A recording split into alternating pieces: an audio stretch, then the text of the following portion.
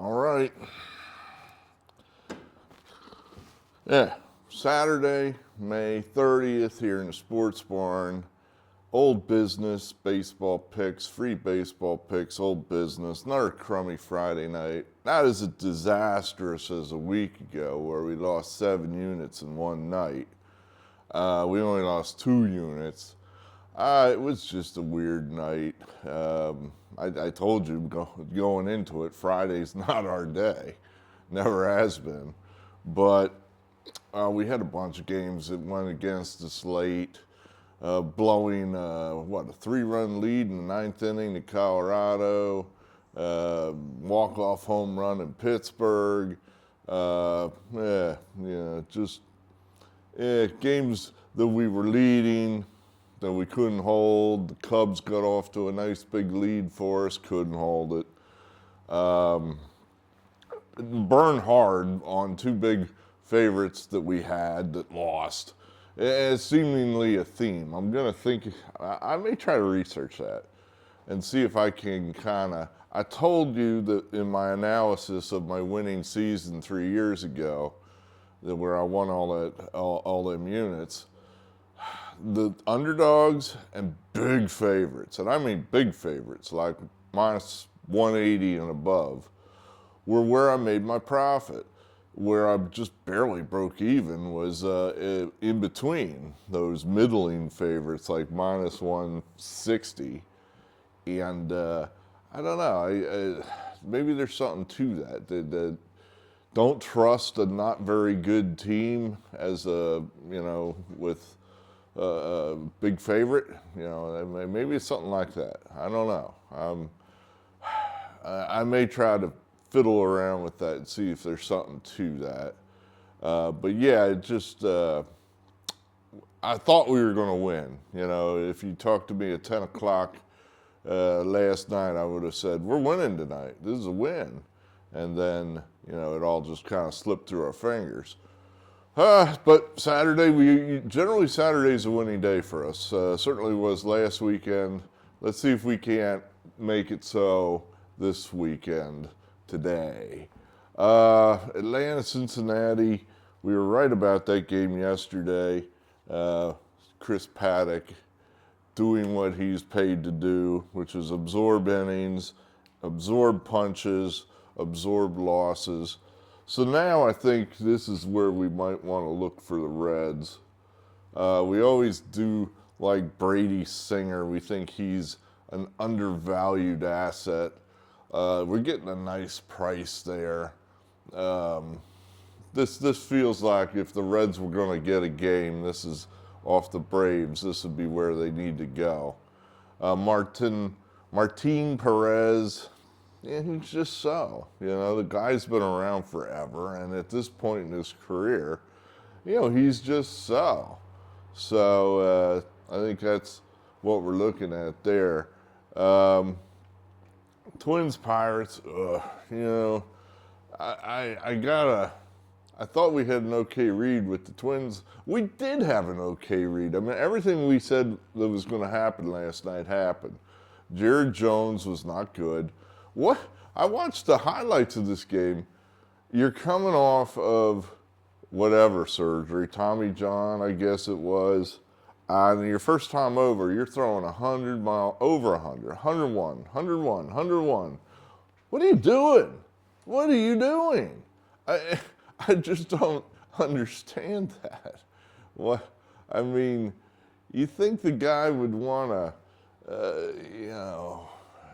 dial it back a little bit, pitch with some movement, learn to get people out with, God bless me. Well, we're not. Just suffer through it. The phone's ringing because I'm an idiot and forgot to shut the damn thing off. Where were we? Jared Jones. So he got beat up last night, and we said he would, and we still lost. I don't know. Feels like a walk-off home run. The Twins had the game, and then the relief pitcher throws the ball to one place to a right-handed hitter. He couldn't throw it. It's like this guy can't take you out the other way. He's not strong enough.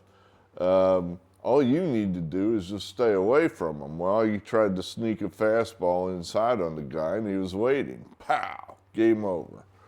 So we're going to come back with the Pirates. Mitch Keller's been pretty good to us.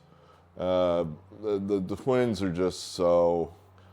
People feeling pretty good in Pittsburgh right now. We're going to ride with that. This feels like a pretty good place here for the Nationals. They lost last night in a close one. But San Diego threw Mason Miller for 4 outs. And he's by far and away their best reliever. So we don't think he'll pitch today. And that means San Diego's a little weaker than they might be normally. San Diego doesn't score that much. I mean, they got 7 runs yesterday, so it kind of said, well, they scored some. Fernando Tatis has yet to hit a home run this year. It's one of the most remarkable things I've ever seen. Manny Machado's hitting under 200. I just think that Washington just might smack the ball all over the yard today, and this could be an easy one. So we'll go ahead there, and we're getting paid for this kind of a pick. Foster Griffin's been pretty good. You know, he's been pretty good.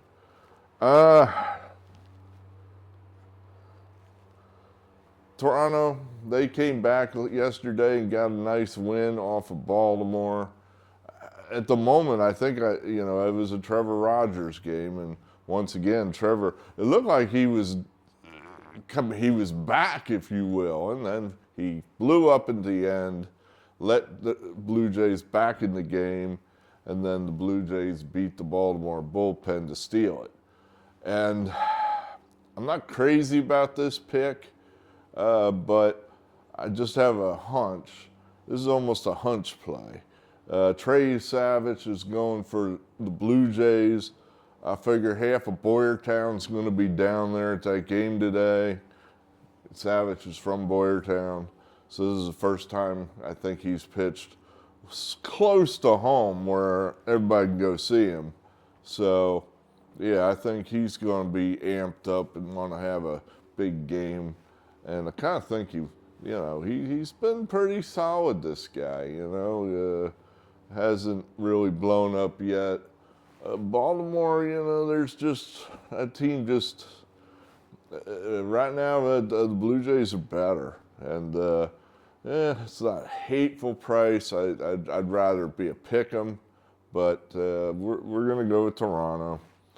I don't know why we would do anything other than pick this. We got a superior team, the Indians. They're at home.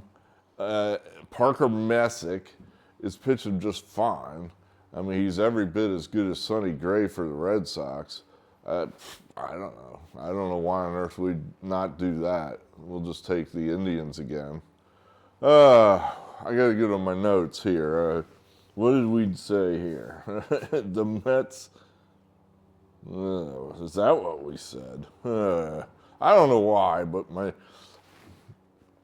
I have no rationale for that whatsoever.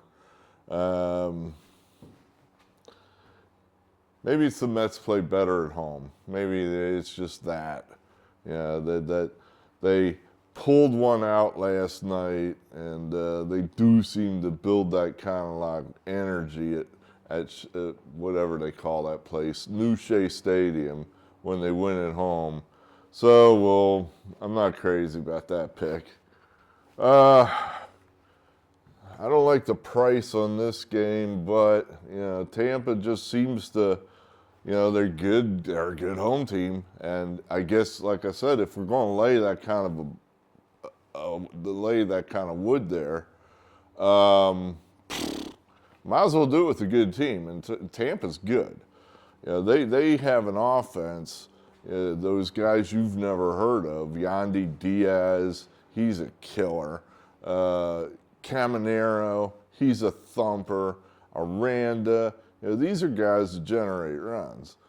And a guy you've never heard of, Taylor Walls, is back in the lineup. He's a defensive wizard. So it's just a solid team top to bottom. And the Angels are ass. That's just a bad team. It always has been. So I don't know that we're way out of line laying 160 there. Oh, the Cubs. I mean, this is a team that's just stuck it to me and stuck it to me and stuck it to me. And I just keep sticking my face in the fan for more. They had a 3-0 lead, and Shota Imanaga, who frankly I don't think is a very good pitcher, and he had a string there to start the season where he was, great. One of the better pitchers in the league, and then he blew up because he's not that good. And that's what my default setting on that guy is he's not that good. And he showed again last night, he's not that good. But we, of course, were on him because we're morons. So I don't know. You got a team here in the Cubs that's finding ways to lose games, and the Cardinals are finding ways to win games. Tarp's off today, I guess. It'll be, the Cardinals, ever since they've started the Tarp's off deal, is, I guess that's where you need to be. And look at that price. Look at that price. Plus 115 at home. Yeah, I'm on. Yeah, how could I not be after the Cubs screwed me last night? I'm with yous. Another Chicago team. Now this one, I agonized over this one. I don't, Murakami is out. He'll be out for almost a month probably with a hamstring.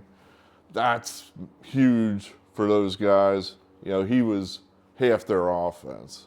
And without him in the lineup, that team's just, frankly, not that good. But they're still, they had the big walk-off home run last night. That one we actually benefited from. So I'm going to say the energy just carries them over against the bad Tigers, who are just losing to everybody. They can't score. They have no offense. Framber Valdez, he's been okay. He's not been great. The problem is that they used to have that guy Skubal, who every fifth day they could pencil in a win because the guy was unhittable. They don't have that anymore. Kenley Jansen, one of their reliable pieces in the bullpen, he's out. Detroit is not a good team right now, and they're favored? Come on now, that's just not where I want to be. So I can't do Detroit at minus 114. No way. We'll take the White Sox. This one's easy. When you find one of these massive edges where a team just doesn't play well in some other place, we never played. When I was the star outfielder for the Plowville Hawks, I was 11. We never played well at Honeybrook. Just never, ever. We turned, the minute we crossed Route 23, we turned into pumpkins. We never played well down there, ever. We played them okay up at our place, but going down there, never. So it's just there's no rhyme or reason to it. Just some places a team plays well, Phillies at San Diego, and places teams play like shit, Kansas City at Texas. So you just don't really question it, just kind of reflexively do it, and usually you're going to get paid. Milwaukee, Houston, where is it? There it is. Okay, that's what I thought. My default setting here is I would take the Brewers, but I had some reasoning. Why was it? The Astros were close last night. They were close. The Brewers stole it at the end. Brewers threw a lot of their bullpen guys, so we kind of think, and they're throwing a not very good starter. So we're just think the Astros have a pitching edge today. The Astros are scoring some runs. Alvarez is hot. He's generating a bunch of runs for the Astros. This feels like if the Astros are going to get a game off the Brewers, this is the one. And at plus 102, that's not too hateful, so we're going to go with that. We think we can, maybe we could exploit old Brandon Sproat for the Brewers, and the Astros might get one here. I was going back and forth on this, and I think I have the answer. The Giants had a 6-3 lead last night in the ninth inning. And this is a get-out-of-town match. I told you, this 3-game series is a get-out-of-town match. You got to win this series if you're the Giants, or, well, you're eliminated, more or less. You've fallen behind the Rockies. When you fall behind the Rockies, more or less, you're eliminated. You're so far behind, it's almost, oh yeah, sure. You can find examples of teams that have dug out of that hole and have miraculously done whatever the hell. But for every one of those examples, there's 9 others where that team just, died, done, over, not coming back. So they have their 6-3 lead and everything's going hunky-dory, and then it's like single, home run, 5 runs, you lose. What the hell? I still say that somehow San Francisco is going to win this series. That I'm not going to get, this is a trap, it's a trick, it's trying to push me onto the Rockies, who suck. And I just cannot believe the Giants are worse than the Rockies. The Giants are a better franchise. It's a better culture. It's a better team. It just is. And you're telling me they're worse than the Rockies? Come on now. This price is much more in our buy zone than last night, where we paid a stupid high premium for Brandon Webb, who hadn't pitched well all year. And he should have won. I mean, you hold a 3-run lead in the ninth. That is usually a win. So we're coming back with the Giants. I think it's the right answer. I honestly do. We talked ourselves off the Yankees, and they were easy winners. Duh. I didn't like Rodon. I didn't like laying the wood with Rodon. And then, right now the Yankees are just scoring a bunch of runs. And it really doesn't matter what their pitcher does, because, I guess it's demoralizing that even if you got a bad pitcher on the mound, where I'm the weaker team playing the Yankees, and it's like, all right, you know what? We think we can get to Carlos Rodon. We really think he's not exact. He's all over the place. We'll grind out at bats. We'll do all that stuff, and we'll get to him. And then by the time I get to bat, it's already 4-0. It's like, shit. That's got to be a little demoralizing. So maybe that's something we need to think about when we've got a bad pitcher on the mound with a good offense. Washington, and they may be like that sometimes, where they're throwing a guy that's entirely forgettable, but they just score so many runs they demoralize the opponent and they win.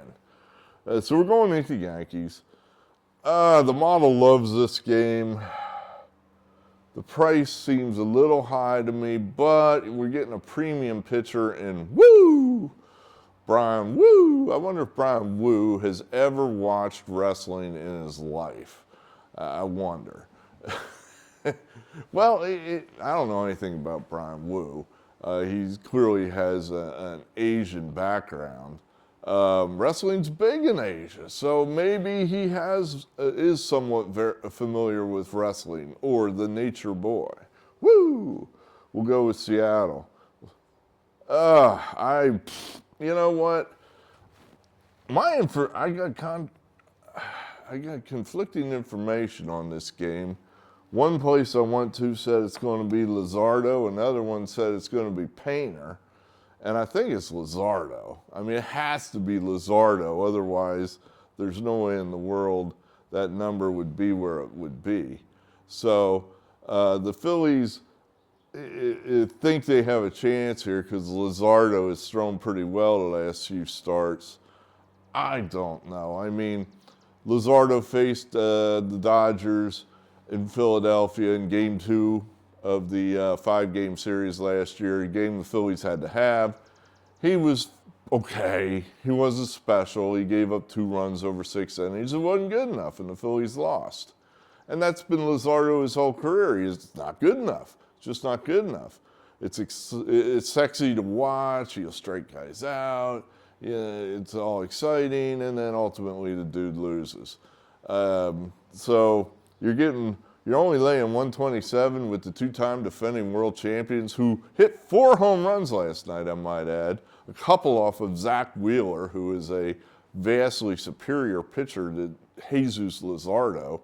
So the Dodgers are grooving right now, and you're only paying 127 to get them. I think that's a steal. I think that is a steal. So that's where we're at there. All right, so what do we really like? If we had to bet, where would we be? Probably